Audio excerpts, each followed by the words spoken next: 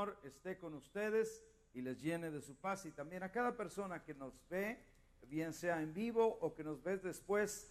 Te bendecimos y oramos que también seas edificado y edificado.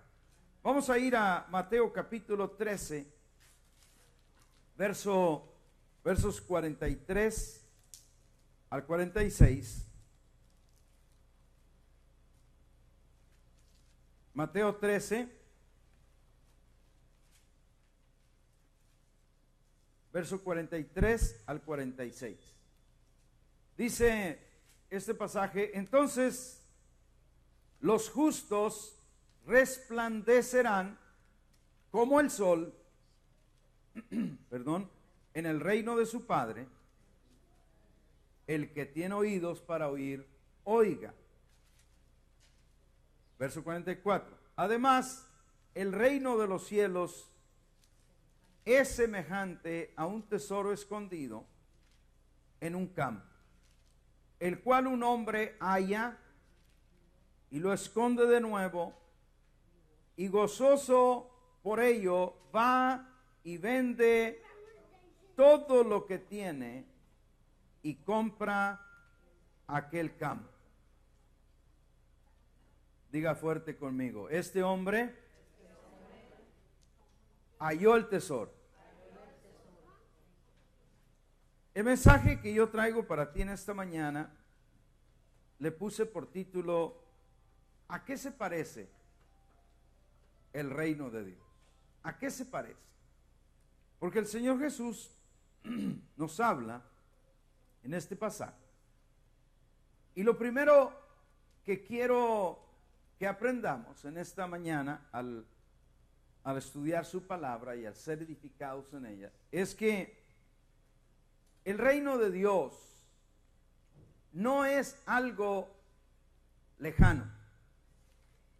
Cuando tú y yo escuchamos el reino de Dios, no debe ser algo que pensamos, bueno, allá va a ser un día, se va a cumplir en alguna parte. No, el reino de Dios está presente, porque el reino de Dios tiene un rey. Diga conmigo: Jesús es el rey. Dígalo otra vez, por favor. Jesús es el rey. Luego, si Él es rey, tiene que tener rey. No puede ser rey y no tener rey. ¿Estamos? Entonces, cuando hablamos del reino de Dios, es el reino donde Cristo es el rey. Y ese reino va más allá de todo lo que nosotros conocemos, porque ese reino no es de lo visible, sino ese reino es de lo eterno. La Biblia dice: las cosas que se ven son temporales, pero las que no se ven son eternas. Entonces, diga fuerte conmigo: hay cosas temporales y eternas. Aunque, escucha esto, aunque las eternas no las podamos ver ahora, solo vemos las temporales, las cosas que se ven, pero lo que no se ve no lo vemos. En Lucas capítulo 17, versos 20 y 21, Jesús dijo estas palabras. Lucas 17, 20 y 21. Preguntado por los fariseos cuándo había de venir el reino de Dios. Fíjese lo que le preguntaron: ¿cuándo había de venir el reino de Dios? Le respondió y dijo: el reino de Dios no vendrá con advertencia. Siguiente verso, por favor. Porque ni dirán, helo aquí o helo allá. Y escucha estas palabras: porque he aquí el reino de Dios entre vosotros. ¿Dónde estaba el reino en ese tiempo? Allí, entre la gente. Y la gente, yo estoy seguro que podía decir: ¿dónde? No, yo no lo veo, no lo siento, no lo palpo. Pero el que sabe todas las cosas les dijo: he aquí el reino de Dios está entre vosotros. Ahora, ¿por qué Jesús podía decir eso? Porque Él es el rey de ese reino. Y donde está Él, está su reino. ¿En cuántos vive Jesús ahora? En sus corazones. ¿Y Él es su rey? ¿Está el reino con nosotros? Claro, porque Él no puede ser un rey sin rey. Y nosotros, cada uno de los miembros de su cuerpo, lo hacemos rey a Él. Habrá gente que no lo reconoce. Habrá gente que dice, no, yo soy, como dice José Alfredo Jiménez, yo sigo siendo el rey. Bueno, allá ellos. Pero de nosotros, Jesucristo es el rey. Y Jesucristo es el que reina y es el que manda a nosotros. Ahora, déjeme decirle otra cosa del reino. El reino, ¿cuánto les gusta algún verso favorito del Antiguo Testamento? Por ejemplo, ¿cuántos tienen algún salmo, algún verso favorito? A ver, dígame una palabra. Así que, ¿cuál? Josué 1:9, mira que te mando, que te esfuerces, seas valiente. ¿Qué otro verso favorito tienen? ¿Alguna promesa favorita del Antiguo Testamento? ¿Alguien? Salmo, algún salmo, el que todos se saben, ya sé cuál es. Jehová es mi pastor, amén. Y muchas otras promesas que vemos en el Antiguo Testamento. Bueno, déjame decirte, abróchate el cinturón. El reino de Dios es el cumplimiento de todas las promesas de Dios. Todo lo que tú viste en el Antiguo Testamento como una promesa, en el reino de Dios se cumple. Vamos a ver en 2 de Corintios 1:20, por favor. 2 de Corintios 1:20.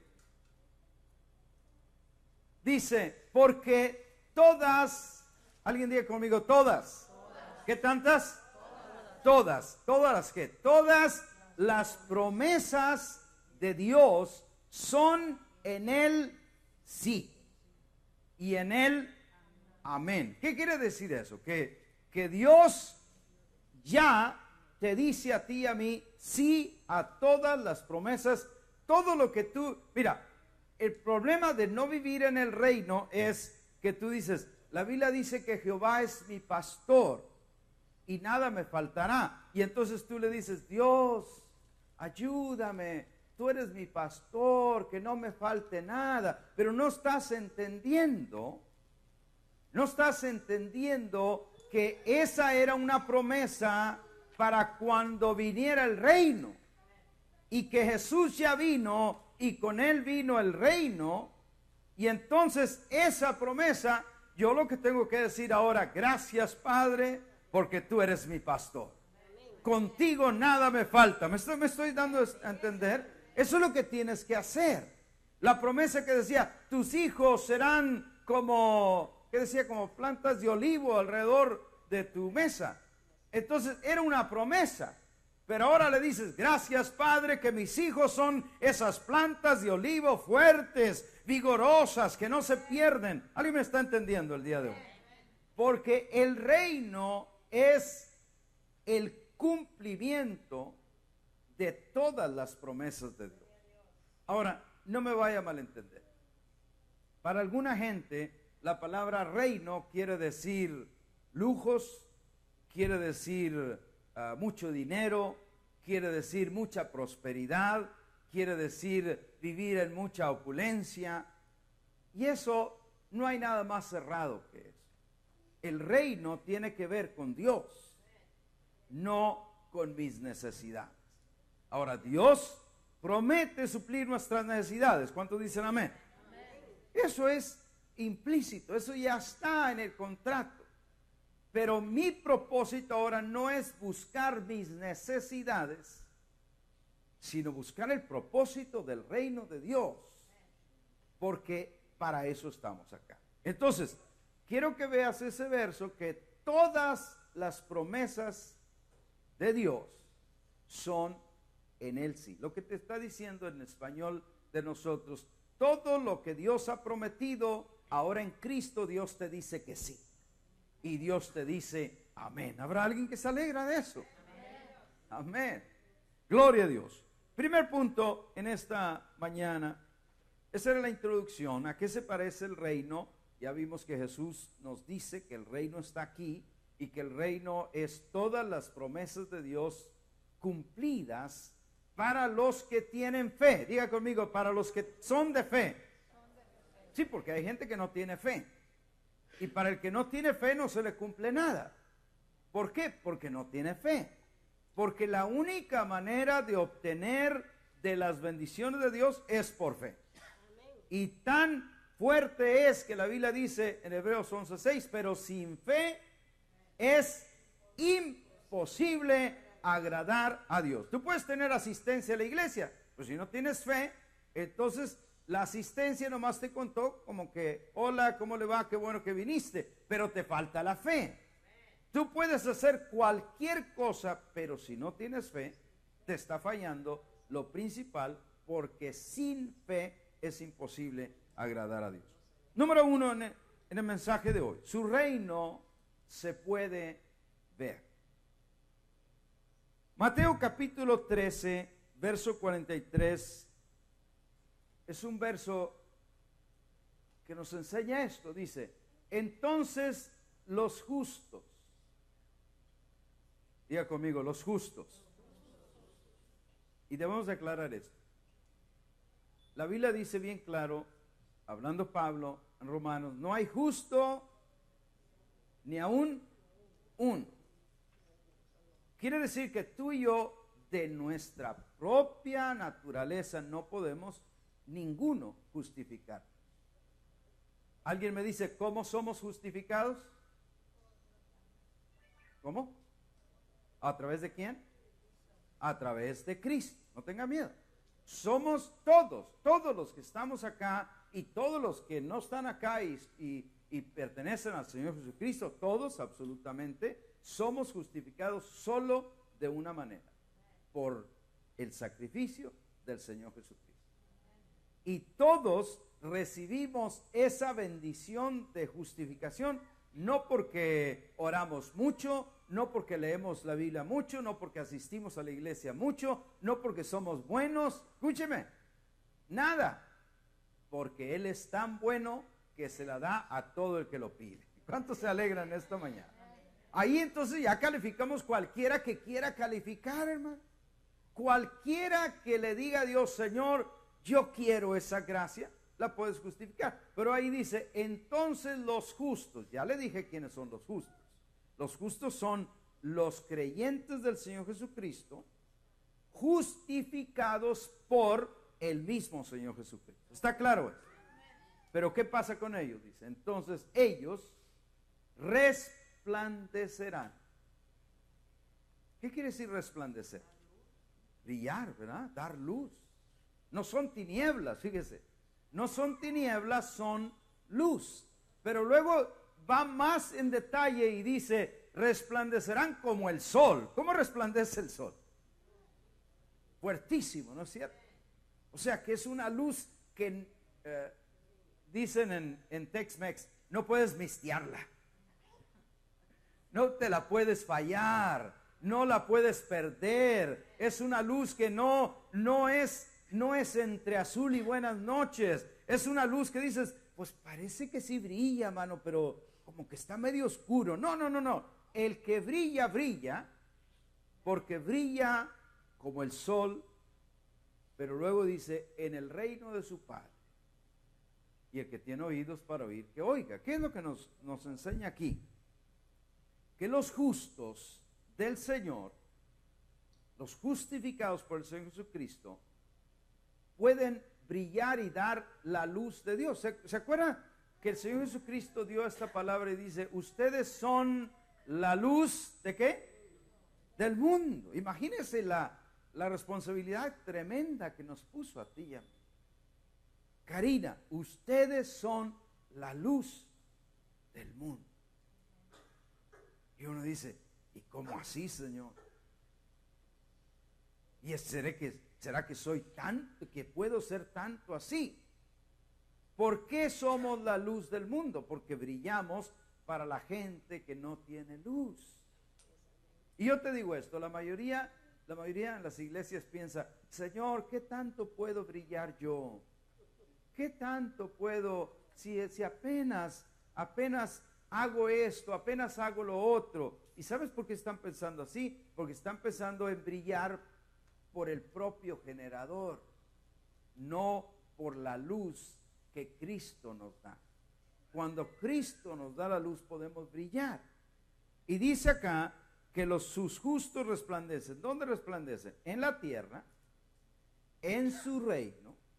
Y tú y yo estamos en esta tierra como hijos de luz para proveer la luz que la gente necesita. Ahora, lo otro importante de este primer punto es que ya vimos que los justos son los que resplandecen. Y déjame soltarte la otra buena noticia, porque el evangelio son buenas noticias. La otra buena noticia, amados, es que cualquiera puede. Diga, cualquiera. Cualquiera puede. Tal vez alguien dirá, pastor, pero es que usted no me conoce. Cuando la Biblia dice que cualquiera es cualquiera. Y para Dios no hay nadie difícil. Difícil era el apóstol Pablo antes de convertirse, que era perseguidor, que era asesino de los que creían en Jesucristo. Uno pudiera decir, ese sí es difícil. Pero Dios demostró que, mira, en un 2x3, decimos en Coahuila, ahí estaba ya rendido a los pies del Señor. Y ahorita vamos a hablar un poquito de él. Así que número uno, su reino se puede ver. Su reino está aquí, pero su reino se puede ver. ¿Se puede ver dónde? En los justos, en los que son del Señor Jesucristo. Pero no malentienda esa palabra de justo porque se va de acá creyendo otra cosa. Justo es el que ha sido justificado por la fe de Jesucristo. Punto. Número dos, su reino estaba escondido. Diga fuerte conmigo, estaba. ¿Cómo estaba su reino? Estaba escondido. Estaba escondido. Vamos a ir allí mismo en Mateo 13, pero el verso 44.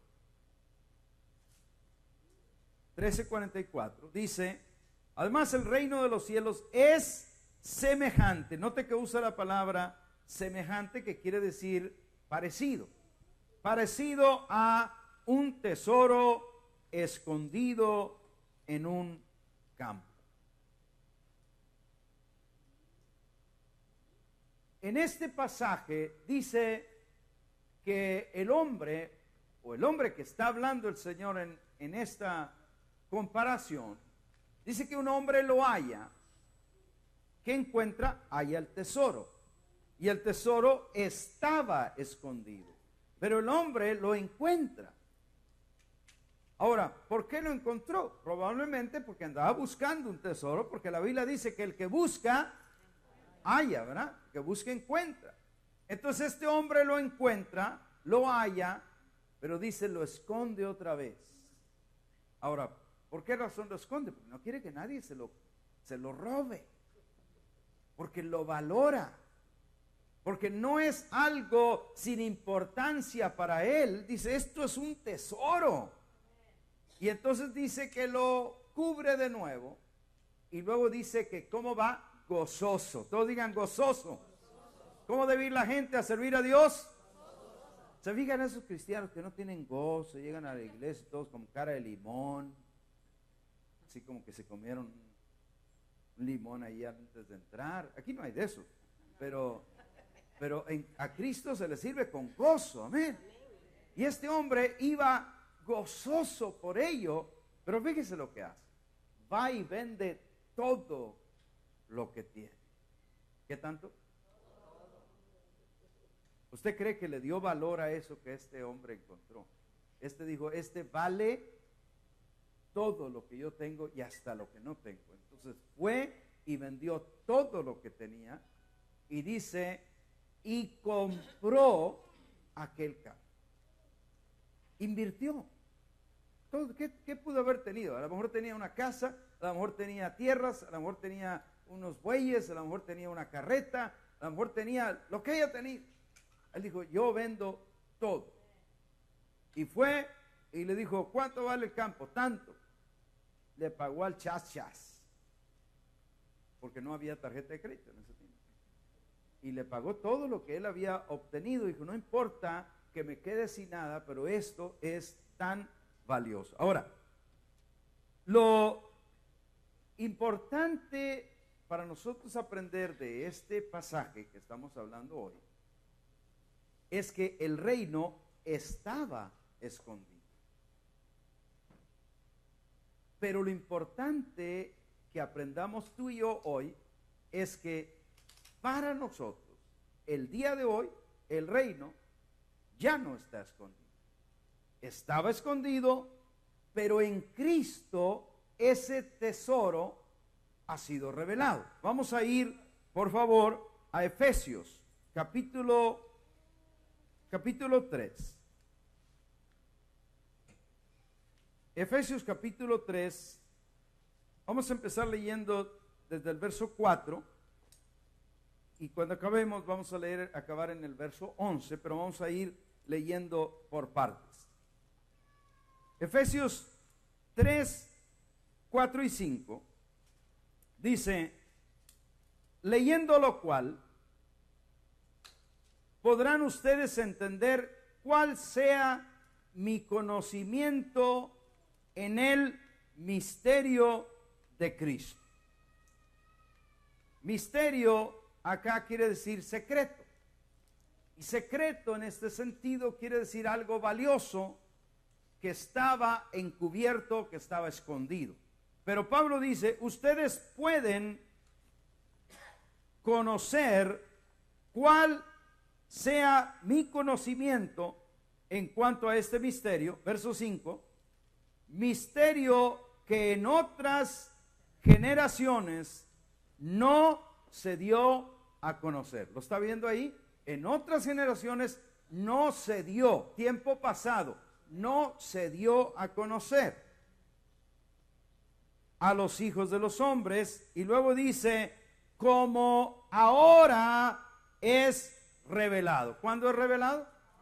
Ahora, o sea, en el tiempo de nosotros.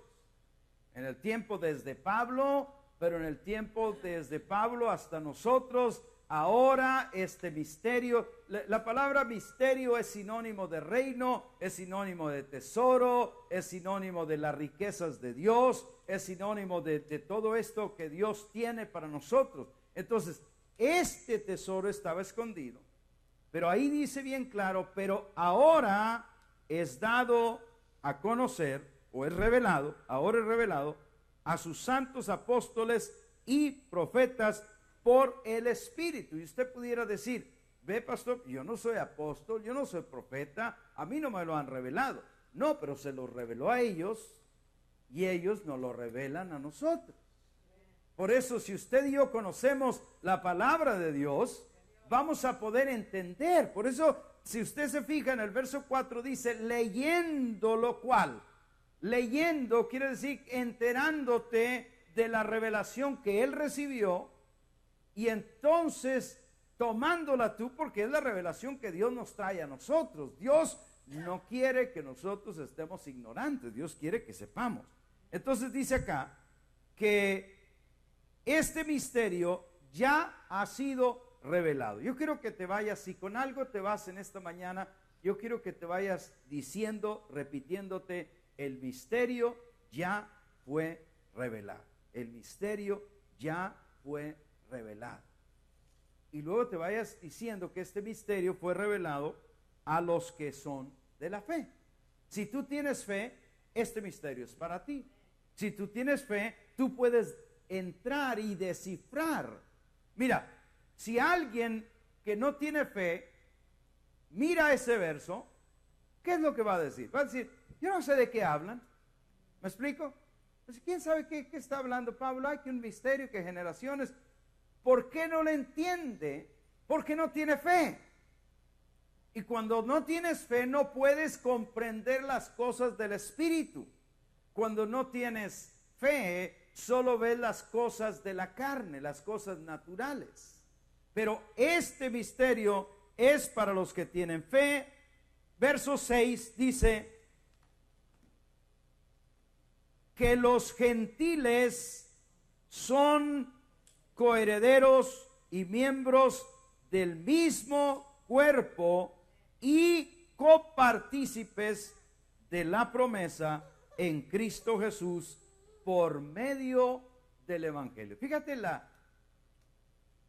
el código que Pablo suelta aquí de lo que el misterio era. Que los gentiles, todos digan gentil. No te voy a preguntar si sabes qué significa eso, porque todos sabemos que significa los que no son judíos. Pero para los judíos decir gentil era decir gentuza, era decir pueblo que no tiene valor. El famoso chusma, ¿se acuerdan del Kiko? Eso es. O sea, gente que tú valoras como que no tiene nada de valor. Pero Pablo lo que está diciendo aquí, que la chusma, que los gentiles son coherederos. Imagínate, coherederos quiere decir herederos juntamente con. Y miembros del mismo cuerpo. Si tú en aquel tiempo le hubieras preguntado a un judío, ¿podrá algún gentil venir a ser parte del reino de Dios? No, no pueden. Están alejados de los pactos, están alejados de la promesa, están alejados de la ley. Y rotundamente te hubieran dicho, no, nadie nunca podrá. ¿Por qué decían eso? Porque esto estaba escondido. Ya Dios lo había planeado desde el principio, que los gentiles llegáramos a tener parte del cuerpo de Cristo. Si yo fuera usted, me gozaba en esta mañana, porque siendo gentil, yo mexicano del estado de Coahuila, de un pueblito que se llama Allende, Dios me escogió y lo escogió a usted también para ser parte del reino de Dios, amado. Gloria a Dios, que los gentiles, dice acá, somos parte. Verso 7 y 8. Del cual yo fui hecho ministro por el don de la gracia de Dios que me ha sido dada según la operación de su poder. A mí, verso 8, que soy menos que el más pequeño de todos los santos. Me fue dada esta gracia de anunciar entre los gentiles el evangelio de las inescrutables riquezas de Cristo. Fíjese lo que Pablo dice acá, porque aquí es donde se pone buena la cosa. Pablo dice que Dios, por su gracia, en este misterio que revela, puede hacer ministros a gente que eran malhechores. Porque Pablo dice, a mí me fue dada esta gracia, pero yo soy menos que el más pequeño de todos los santos. ¿Por qué dice Pablo eso? En otro pasaje él dice, porque yo perseguía a la iglesia de Dios. Yo no soy digno de llamarme apóstol, pero Dios me escogió. ¿Y sabe lo que quiere decirte, amado hermano? Que tú y yo, no importa nuestro trasfondo, no importa lo que hayamos hecho, no importa las burradas que hayamos cometido, no importa las cosas, los errores, Dios puede transformar a ese pecador en un ministro. Aleluya, ¿cuántos se alegran de eso? Porque es lo que Pablo está hablando aquí, que Dios en su gracia, tú tal vez ahorita mismo te mires y tal vez digas, no, yo vengo a la iglesia, pero de ser un ministro, olvídate, yo nunca seré un ministro. Sí, así decía Pablo. Y de pronto cuando cayó del caballo o no caballo, el caso es que cayó, solamente dijo como el gallo, ¿qué quieres que haga? Señor, ¿qué quieres que haga? Es todo. Entonces no estés tan confiado de que yo no y que yo nunca, porque Dios transforma. Amén. Si no, miren al que les está predicando en esta mañana. El otro día que vino Omar y su hijo, el hijo del pastor Vera y su nieto, ahí me preguntaban en la fila y me decía, a ver, me decía Omar, pastor, cuéntele a mi hijo, ¿cómo fue que conoció a mi papá? Ya te dije, le dije como el ciego, que yo no creía en Cristo, que él me visitaba y me salía por la puerta de atrás, que no lo dejábamos entrar a la casa, pero que leyendo la Biblia, un día él vino a la casa y nos habló el Evangelio del Señor Jesucristo y me transformó. Y esa es la razón que yo estoy aquí. No estoy aquí porque alguien me obliga, no estoy aquí porque alguien me empuja, no estoy aquí porque es mi obligación, no, estoy aquí porque quiero edificarles en Cristo Jesús y porque quiero que tu vida sea transformada. ¿Cuántos dicen amén en esta mañana? Dios en su gracia puede hacer ministros de gente muy mal. Así que si tú eras un Juan Charrasqueado, hay esperanza para ti. Si eras un Gavino Barrera, hay esperanza para ti. Porque Dios transforma. Diga, Dios transforma. Verso 8 también nos dice, el verso que leímos, nos dice que Dios nos ha revelado el evangelio de las inescrutables riquezas de Cristo. Fíjese, todos nosotros hemos conocido el evangelio de la salvación. El evangelio de la salvación es lo que Jesús vino haciendo, perdonando los pecados, librándonos de la condenación, haciéndonos nacer de nuevo. Pero a Pablo se le dio otro capítulo más arriba. Y entonces le mostró el evangelio de las inescrutables riquezas de Cristo.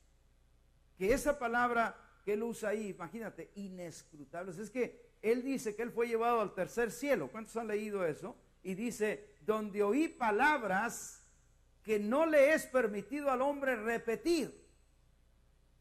Vi cosas que ojo no vio, que no es posible contar. En otras palabras, Pablo estaba tratando de descifrar con palabras humanas lo que él en el ámbito del espíritu vio, y entonces no hay palabras para transmitir lo que estaba allá. Pero él hace su mejor función y dice el evangelio de las inescrutables riquezas en Cristo. Esos son para ti y para mí. Y el verso 9 dice, y de aclarar a todos digan aclarar. Dios está interesado en aclarar.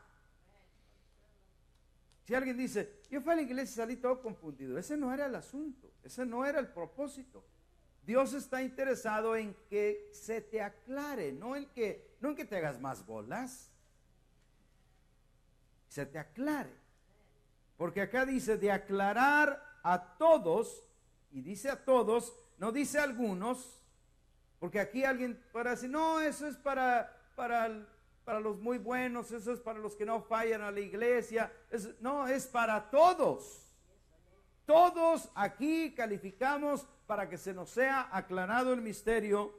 Dice de aclarar a todos cuál sea la dispensación del misterio escondido desde los siglos de Dios que creó todas las cosas. ¿Qué es lo que nos habla aquí, amado hermano? Que Dios quiere que tú sepas su propósito. Cuando tú y yo, mira, te voy a poner una comparación. Si tú y yo agarráramos un auto, y entonces es un auto nuevo, y decimos, vámonos a viajar. Y entonces, y te dice la esposa, ¿pero a dónde? No sé, nomás vámonos, dale. Y entonces le metes gas y le metes el acelerador y te vas. Pero pregunto yo, ¿a dónde vas a llegar? Coahuila decían, solo Dios sabe. Porque no tienes un rumbo, no tienes un destino, no tienes un propósito. Cuando no conocemos cuál es el propósito de Dios, todos venimos a la iglesia, cantamos, oramos, nos gozamos, pero si no conocemos el propósito es ¿qué busca Dios? Y créeme que Dios busca mucho más que bendecirme. Dios busca mucho más que yo me sienta bien. Dios busca mucho más que todas mis necesidades sean suplidas. Todo eso puede estar incluido, pero Dios busca mucho más. Y en el propósito eterno de Dios está incluido que Cristo, escúcheme esto, porque esto es clave, que Cristo sea todo en todos. En esos chiquitos hijos que están ahí, que Cristo sea todo. En los que estamos más maduros, que Cristo sea todo en todos. Y entre los que no conocen a Cristo, que Cristo sea todo en todos. O sea, que eso es lo que Dios busca. Pero fíjate, no dice que todos se gocen. No dice que todos dancen. No, que Cristo sea formado en cada una de esas vidas. Y entonces entra el siguiente verso, que es el verso 10. Dice, para que la multiforme sabiduría de Dios sea ahora dada a conocer por medio de la iglesia a los principados y potestades en los lugares celestiales. Y este verso, amado hermano, lo único que nos dice es que cada uno de nosotros tenemos una parte en el reino de Dios. La iglesia, yo te dije hace rato, ¿cuántos Cristo vive en su corazón? Y me levantaron la mano, y lo creo. Y si levantaste la mano porque Cristo vive en tu corazón, tú eres parte de la iglesia. Y parte de la iglesia, acuérdate que la iglesia es el cuerpo de Cristo. La iglesia es más que las paredes, la iglesia es el cuerpo viviente del Señor Jesucristo. Y ahora el cuerpo viviente del Señor Jesucristo existe para dar a conocer la multiforme sabiduría de Dios. Existe para que esa persona que tú conoces y que vive descorazonada, que vive desalentada, tú llegues y le des una palabra de ánimo y le digas, Dios te ama. Dios ha mandado a Jesucristo para rescatarte de ese lugar donde estás. ¿Cuántos dicen amén en esta mañana? La iglesia existe, amado hermano. Los hijos del reino dan a conocer el reino de Dios. Y tú tal vez dices, bueno, hermano, pero la verdad es que a mí pues no me ha ido tan bien. Estás vivo, estás aquí, estás respirando. Pablo dice que las aflicciones del tiempo presente no son comparables con la gloria del Señor Jesucristo. Amén.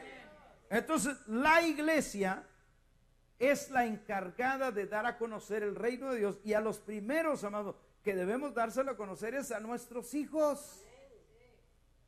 Tienes que contarles del reino de Dios, tienes que decirles, tienen que saber que hay un rey, tienen que saber que hay que nacer de nuevo, y tienen que saber que todo el mundo debe de saber de este rey Jesús, amén.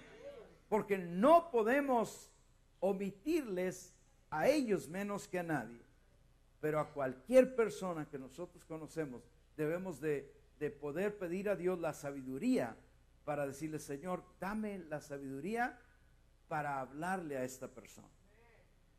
Dame el cómo, dame las palabras. Y cuando le pides eso a Dios, vas a ver que la misma persona te va a decir, ¿y qué días van a tu iglesia, oye? Fíjate, cuando te dice eso, esa persona ya te abrió puerta.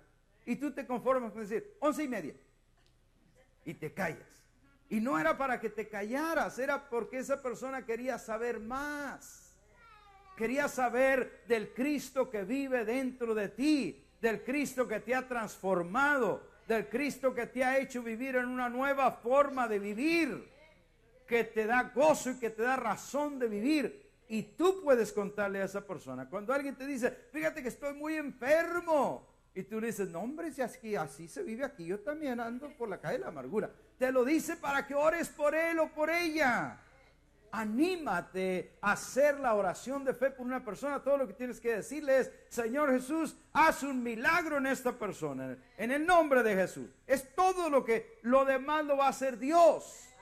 Pero Dios necesita su cuerpo aquí en la tierra para manifestar su reino, y tú y yo somos parte del reino de Dios. Y por último, ahí en el verso 11 dice: conforme al propósito eterno que hizo en Cristo Jesús, Señor nuestro. Todo lo que Dios hace, hermano, es conforme a ese propósito. Todo tiene que estar ligado al propósito de Dios. Si la iglesia hace algo, es que está ligado a ese propósito. La iglesia no está aquí para inventar cosas. La iglesia no está: oye, pues aquí no está funcionando, vamos a inventar algo por acá. No. Todo está relacionado al eterno propósito de Dios. ¿Cuál es el eterno propósito? Que la gente conozca, que la gente nazca de nuevo, que la gente sea transformada, que la gente sea capacitada, edificada para hacer el trabajo del reino de Dios. En eso la iglesia tenemos que mantenernos todo el tiempo. Si dejamos de hacer eso, las iglesias se mueren, las iglesias se acaban. Si dejamos de alcanzar gente, la iglesia no crece. Si decimos nosotros: mira, pastor, ya estamos bien aquí, cubrimos los gastos, ya no invitemos a nadie, no nos va a salir un mal viviente por ahí. Mejor nomás nosotros, y un día nos vamos a ser viejitos y de pronto no viene nadie nuevo, y todos nosotros vamos a llegar a la edad de que, oye, pues ya no vino nadie nuevo. No, la iglesia tenemos que seguir alcanzando gente, porque ese es el deseo del Señor Jesucristo. Y número 3, el tercer punto en este mensaje. Lucas capítulo 12, verso 32. El reino es también tuyo en Cristo Jesús. El reino no es algo abstracto, no es algo allá flotando, volando. No, el reino se ve. El reino estaba escondido, pero ya ha sido revelado. Y número 3, el reino es también tuyo. Lucas 12:32. No teman, manada pequeña, porque a vuestro Padre le ha placido, ¿qué cosa? Darnos el reino. Tú dices: ¿por qué me lo dio a mí? No porque te vio muy guapo, no porque te vio muy alto, o muy bajito, o muy gracioso. Solo porque le plació. Solo porque dice: te lo voy a dar a ti.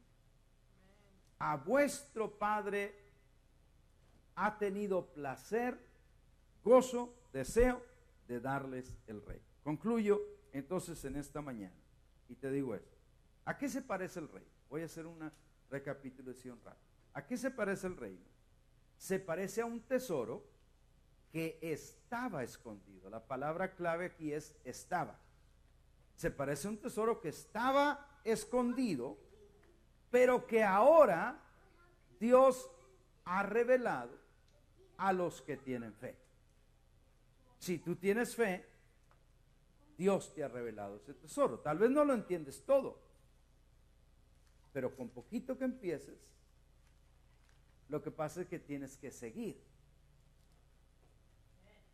No digas: ay, no, pues si yo es tan poquito que entiendo, mejor me regreso. No, porque regresándote nunca vas a llegar al destino que debes de llegar. Este tesoro estaba escondido, pero ya fue revelado, y ahora todos los que tienen fe, Dios se lo revela. Y concluyo y te digo: y está disponible para todo el que cree. Tú estás aquí, tienes fe, es para ti también, porque para ti es. Leamos el último verso en Colosenses capítulo 1, 26 y 27. Colosenses 1, 26 y 27. Dice: el misterio, acuérdense que misterio, estamos hablando de reino, estamos hablando de tesoro, es una sola palabra. El misterio que había estado oculto desde los siglos y edades, pero que ahora ha sido manifestado a sus santos. Manifestado quiere decir dado a conocer a sus santos, a quienes Dios quiso dar a conocer las riquezas de la gloria de este misterio entre los gentiles. Escuche esto, que es Cristo en ustedes, la esperanza de gloria.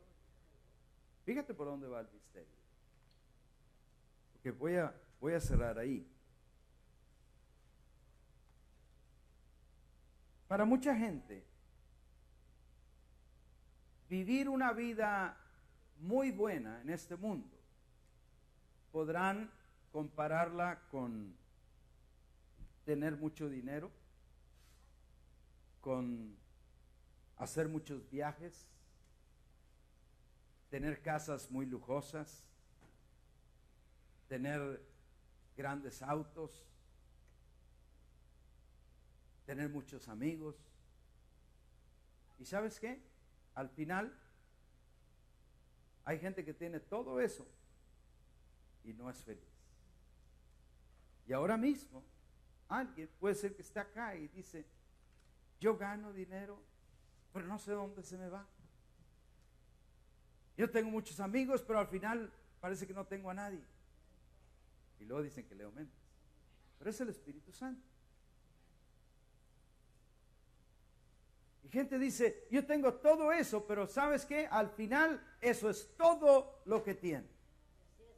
Porque Colosenses dice aquí que Dios le plació darte a conocer las riquezas de la gloria de este misterio. ¿Y cuál es la esencia de este misterio? Cristo dentro de ti. Fíjate, eso es muy grande. Porque eso es más grande que creer en Cristo. Eso es más grande que ir a una iglesia a alabar a Cristo. Eso es más grande que obtener mi tarjeta de membresía de cierta denominación. Eso es más grande que un obispo me confirme que yo ya soy de ahí. Olvídate. Cristo dentro de ti. Ese es el misterio más grande. No te conformes con hacerte miembro de una iglesia. Puede ser bueno, pero no te conformes. Está seguro que Cristo vive dentro de ti. Porque cuando Cristo vive dentro de ti, empieza la transformación. En algunos toma poco tiempo, en otros toma más. Pero lo importante es que empiece. ¿Cómo meto a Cristo dentro de mí? Bien sencillo. Reconozco que soy pecador. Reconozco que no puedo salvarme a mí mismo. Y reconozco que necesito a Jesús. Todo. Cuando haces eso, le dices: Señor Jesús, te pido perdón y ahora ven a mi vida. Y fíjate, cuando le dices ven a mi vida, no nada más lo invitas, ven aquí al lado de mí. No, le dices ven adentro de mí. Y ahora aquí es donde ocurre el mayor milagro que por mucho tiempo yo creo que la iglesia no lo vimos. Muchos le dijimos: Señor, ven a mi vida, y creímos que vino a mi vida. Pero por mucho tiempo seguimos orando: Señor, ¿dónde estás? Manifiéstate. Y Cristo decía: acá vivo, estoy dentro de ti. Pero es que no se nos había revelado que cuando le decimos ven a mi corazón, Él se trae sus maletas, se trae todo y viene a vivir dentro de nosotros. Y entonces ahí donde quiera que tú y yo estemos, ahí está Cristo. Donde quiera que andemos, está Cristo presente. Y ahí, en esa relación, amado y amada, es el gozo mayor que tú puedes encontrar. Más gozoso que estar en la mejor fiesta que tú puedas estar, más disfrutado que cualquier viaje que puedas hacer, es conocer estas riquezas de la inescrutable grandeza en Cristo Jesús. Termino haciéndote una invitación a que si tú estás aquí, empieces abriéndole tu corazón a Jesús. Si nunca lo has hecho, o si ya lo habías hecho, pero dices, como que se me perdió, como que se me fue, empieza hoy mismo. La invitación hoy no es hacerte un mejor miembro de iglesia. La invitación es a dejar que Cristo dentro de ti empiece a transformar toda tu vida, toda tu familia, todo lo que haces. Y esto es para el que no ha recibido a Cristo, pero también para los que ya somos de Cristo, para decirle, Señor, desde hoy empieza esa obra de transformación. Tú también, donde quiera que estés escuchando este mensaje, te bendecimos y oramos que tú también le digas, Señor, empieza a transformar mi vida, en el nombre de Jesús. Amén.